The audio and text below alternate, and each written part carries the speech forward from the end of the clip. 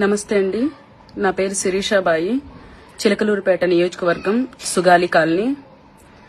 నేను ఏ గవర్నమెంట్ కి వ్యతిరేకతని కాను, ఏ ప్రభుత్వానికి కూడా నేను వ్యతిరేకని కాను.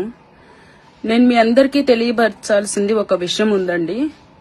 నేను ఏదైతే 15వ తారీఖు మధ్యాహ్నం 1:30 గంటల సమయంలో పోలీస్ స్టేషన్ కి వెళ్లటం మాట వాస్తవమే. అది ఎందుకు వెళ్లానంటే, చిన్న పిల్ల 15 సంవత్సరాల పిల్ల మీద కేసు రాసి కూర్చోబెట్టారు. అది ఎందుకు రాశారు, ఎందుకు కూర్చోబెట్టారు, అది వివరణ కోరటం కోసం నేను, నాతో పాటు వచ్చిన ఒకతను రమేష్ అనే వ్యక్తి, అఖిల అనే ఒక అమ్మాయి నాతో పాటు వచ్చారు. మేము ముగ్గురం కలిసి స్టేషన్ కి వెళ్లిన మాట వాస్తవము. వెళ్లంగానే అక్కడ రిసెప్షన్ లో కూర్చొని ఉన్న ఒక లేడీ కానిస్టేబుల్ తో ఆ అమ్మాయి గురించి, ఏ అమ్మాయినైతే అరెస్ట్ చేసి కూర్చోబెట్టారో, కేసు ఫైల్ చేశారో ఆ అమ్మాయి గురించి అడగటం జరిగింది. ఏం మేడం, ఏం తప్పు చేసింది ఆ పిల్ల, ఎందుకు కేసు ఫైల్ చేశారు, చిన్న పిల్ల, ఆ పిల్లని సదరు అబ్బాయిలతో కూర్చోబెట్టారు, ఇది ఎంతవరకు కరెక్ట్ అని చెప్పి నేను అడగటం జరిగింది, ప్రశ్నించడం జరిగింది. ఆ సమయంలో సిఐ గారు స్టేషన్ లో లేరు. ఆ మేడం గారు సిఐ గారికి ఫోన్ చేసినట్టున్నారు. సిఐ గారు హుటాహుటి నా స్టేషన్ కు వచ్చారు. వచ్చి రాగానే నా మీద విరుచుకుపడి నా ఫోన్ లాగేసుకుని నన్ను స్టేషన్ లో ఆడ నుంచోబెట్టేశారు. అక్కడ లోపల కూర్చోబెట్టండి ముందు, దీన్ని ఎవడొచ్చి అడుగుతాడో అది కూడా చూద్దాం అసలు అని చెప్పి నన్ను ఎలా పడితే అలా మాట్లాడుతూ ఉన్నారు. అదే సమయంలో మీరు నన్ను అది ఇది అనొద్దు, నా పేరు శిరీష, పేరు పెట్టి పిలవండి అని చెప్పి నేను కూడా అనటం జరిగింది. ఇంకా అతనికి ఎక్కువగా కోపం వచ్చి నన్ను ఆడ నుంచోబెట్టేశారు. ఆ తర్వాత నేను సార్ కి ఫోన్ చేశా, ఎమ్మెల్యే గారికి కాల్ చేయంగానే సార్ రెస్పాండ్ అయ్యారు. అయ్యి సిఐ గారికి కాల్ చేసిన మాట వాస్తవమే. వెంటనే నన్ను పంపించారు, మరి కొద్దిసేపటికి బయటికి పంపించారు. కానీ దానికంటే ముందు నన్ను సిఐ గారు తన రూమ్ కి పిలిపించి నన్ను ఎలా పడితే అలా చాలా వల్గర్ లాంగ్వేజ్ తో మాట్లాడటం జరిగింది. అది ఏ ఆడపిల్ల కూడా భరించలేని విషయాలు, భరించలేని మాటలు అవి. నా వ్యక్తిగత జీవితం గురించి మాట్లాడుతూ నన్ను తన మాటలతో హింసిస్తూ నన్ను ఎలా పడితే అలా మాట్లాడిన మాట వాస్తవమే. సిఐ గారు అంటున్నారు ఈరోజు, శిరీష అనే వ్యక్తి స్టేషన్ మీదకి, ఇప్పుడు నేను న్యూస్ చూశానండి, అది కూడా ఎవరో పెట్టారు, శిరీష అనే వ్యక్తి స్టేషన్ మీదకి ఇంతమంది మహిళల్ని తీసుకొని 15 మందినో 30 మందినో తీసుకొని స్టేషన్ మీదకి వచ్చింది అని చెప్తున్నారు కదా. నేను ఒక్కదాన్నే వెళ్లానా, నాతో పాటు ఒక ఇద్దరు వచ్చారు, అది కూడా వాళ్ళు కూడా టీడీపీ కార్యకర్తలు. వాళ్ళని తీసుకొని వెళ్ళా. మన ఆడపిల్ల, కాలనీలో పిల్ల, చిన్న పిల్ల, ఏం జరిగిందో వెళ్లి అడిగి ఆ పిల్లని మాట్లాడి తీసుకొని వెళ్దాము అని చెప్పి వెళ్లాము. వాళ్ళని తీసుకొని వెళ్లిన మాట వాస్తవమే. కానీ ఏదైతే 15 మంది ఉన్నారు, 30 మంది వచ్చారు, అందుకనే నేను స్టేషన్ మీదకి దాడి చేసింది, నేను అలా మాట్లాడాను అని సిఐ గారు చెప్తున్నారు. సదరు వ్యక్తులు ఎవరో చెప్తున్నారంట. అది ఎంతవరకు వాస్తవం అనేది అక్కడ ఉన్న స్టేషన్ లో సీసీ ఫుటేజ్ బయటకు తీస్తే అది అందరికీ అర్థమవుతుంది, అది ఎంతవరకు వాస్తవం అనే విషయం అది అందరికీ తెలుస్తుంది. ఇక్కడ ఇంకో విషయం ఏంటంటే అండి, నేను తెలుగుదేశం పార్టీలో కొన్ని రోజులుగా వర్క్ చేస్తున్నా. కాలనీలో ఏ సమస్య వచ్చినా చిన్న చితక విషయాలకి వెళ్లి మాట్లాడొస్తాను. నేను అలాగే అదే చనువుతో ఆ రోజు కూడా స్టేషన్ కి వెళ్లి సిఐ గారితో మాట్లాడి తన్ని తీసుకొద్దాము, ఏం జరిగిందో తెలుసుకొని తన్ని తీసుకొద్దాము అని వెళ్లాలే గాని నేను గొడవ పట్టానికో లేకపోతే చట్టానికి వ్యతిరేకంగా నేను వాదించడానికో నేను వెళ్లలేదు. సరే అండి, నేను చట్టానికి వ్యతిరేకంగా మాట్లాడాను, వాదించాను అనుకోండి, నా మీద చట్టపరమైన యాక్షన్ తీసుకోండి, నేను కాదన్ను.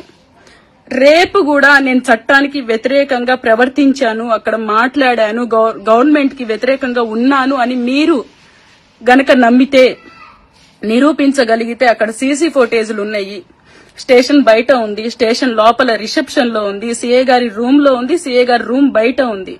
ఇది గనక నిరూపించగలిగితే మీరు ఏ శిక్ష వేసినా నేను తలదించుకొని ఆ శిక్షని అనుభవిస్తాను.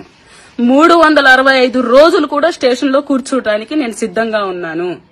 ఆ సీసీ ఫుటేజ్ ఏదైతే ఉన్నాయో నేను సిఐ గారితో రాంగ్ గా మాట్లాడానా లేకపోతే సిఐ గారు నాతో రాంగ్ గా మాట్లాడారా అనే విషయం బయటకు వస్తుంది. నేను కేవలం ఒక ఆడపిల్లకి అన్యాయం జరిగింది, వెళ్లి అడగాలి, ప్రశ్నించాలి అనే ఉద్దేశంతోనే నేను వెళ్లి మాట్లాడానులే గాని నేనేదో సిఐ గారిని వల్గర్ గా మాట్లాడాలి, అక్కడ బ్యాడ్ గా బిహేవ్ చేయాలి అని నేనైతే వెళ్ళలా. నేను ఒక తెలుగుదేశం కార్యకర్తగా నాకు చంద్రబాబు నాయుడు గారి మీద ఉన్న అభిమానం కావచ్చు, లోకేష్ గారి మీద ఉన్న అభిమానం కావచ్చు, వారి మీద ఉన్న అభిమానంతో నేను తెలుగుదేశం పార్టీలోకి జాయిన్ అవ్వడం జరిగింది, సభ్యత్వం తీసుకోవడం జరిగింది.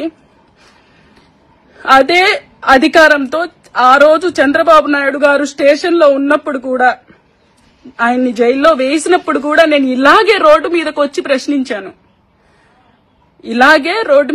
ప్రశ్నించాను ఆ రోజు. అదే విధంగా చంద్రబాబు నాయుడు గారి కోసం జరిగిన అన్యాయాన్ని ప్రశ్నించాను. ఆ రోజు కూడా ప్రశ్నించాను నేను. ఈ రోజు నా కాలనీలో నా వాళ్ళకి ఎవరికైనా ఇబ్బంది వచ్చింది చేసిందంటే నేను ప్రశ్నిస్తా. ఎందుకంటే ఈ రోజు నేను నా సంఘంలో, నా జాతిలో ఆల్ ఇండియా బంజారా సేవా సంఘం అనే ఒక సంఘంలో ఒక మహిళా నాయకురాల్లాగా పనిచేస్తున్నాను. ఒక ఆడపిల్లకి అన్యాయం జరిగింది లేకపోతే ఒక ఆడపిల్ల సమస్యలో ఉంది అంటే వెళ్లి అడగాల్సిన బాధ్యత నాకుంది. అదే బాధ్యతతో నేను వెళ్లటం జరిగింది. ఇది ఎంతవరకు నిజం అనేది మీ అందరికీ తెలియాలంటే ఆ సీసీ ఫుటేజ్ తీయండి ఒకసారి బయటికి. నేను ఎంతమందితో స్టేషన్కి వెళ్లాను, లేకపోతే సిఐ గారు వచ్చి రాగానే నన్ను తప్పుగా మాట్లాడారా, నాతో రాంగ్ గా బిహేవ్ చేశారా అనేది మీ అందరికీ తెలుస్తుంది. ఒక ఆడపిల్లని వ్యక్తిగతంగా మాట్లాడి వ్యక్తిగతంగా హింసించినప్పుడు అది ఎంత బాధ ఉంటుంది అనేది మీ అందరికీ తెలుసండి. నేను సమాజంలో గౌరవంగా బతుకుతున్న ఆడపిల్లని. ఈ రోజు నేను ఆ సిఐ గారు తప్పు చేశారు అని చెప్పి అడగటానికి వెళ్తే అందరూ నా వ్యక్తిగత జీవితంలోకి వచ్చి నన్ను తప్పుడుదాన్ని అంటున్నారు. ఈ రోజు నేను ఆ సిఐ గారు చేసింది తప్పు, నాతో తప్పుగా బిహేవ్ చేశారు, తప్పుగా మాట్లాడారు, నా తప్పు ఏమీ లేదు అని బయటికి వచ్చి అడుగుతుంటే, ప్రశ్నిస్తుంటే అందరూ నన్ను విమర్శిస్తున్నారు, నేను తప్పుడు దాన్నని మాట్లాడుతున్నారు. అది ఎంతవరకు కరెక్ట్ నాకైతే తెలియదు సార్. నేను ఏదైనా తప్పు చేస్తే నేను ఏ శిక్ష అనుభవించడానికైనా సిద్ధంగా ఉన్నాను. ఒక్కసారి నేను మీ అందరినీ కోరుకునేది ఒకటే, ఆ ఏదైతే సీసీ ఫుటేజ్ ఉన్నదో అది బయటికి తీపిచ్చండి. అది తీస్తే నేనేం చేశాను, సిఐ గారు ఏం చేశారు అనేది బయటికి వస్తుంది. నేను వేరే ఏదో విషయంలో అడగటం కోసం నేను స్టేషన్ కి వెళ్లాలే కానీ నేను గొడవ చేయటానికో లేకపోతే ఇంకేదో రభస చేయటానికో నేను వెళ్లలేదండి. అక్కడ నేను కాదు, స్టేషన్ లో వచ్చిన జనాలున్నారు, స్టేషన్ లో సిబ్బంది ఉన్నారు. ఒకసారి ఈ విషయాన్ని మీరందరూ కూడా, ఒక ఆడపిల్లగా నేనొచ్చి బయట పోరాడుతున్నాను, వీలైతే సపోర్ట్ చేయండి. ఇది ఎంతవరకు కరెక్టా రాంగా అనేది ఒకసారి మీరు కూడా ఆలోచించండి. అంతేలే గాని మీరు కూడా నన్ను వ్యక్తిగతంగా విమర్శిస్తూ వ్యక్తిగతంగా మాట్లాడుతూ నా క్యారెక్టర్ గురించి మీరు బ్యాడ్ గా మాట్లాడుతూ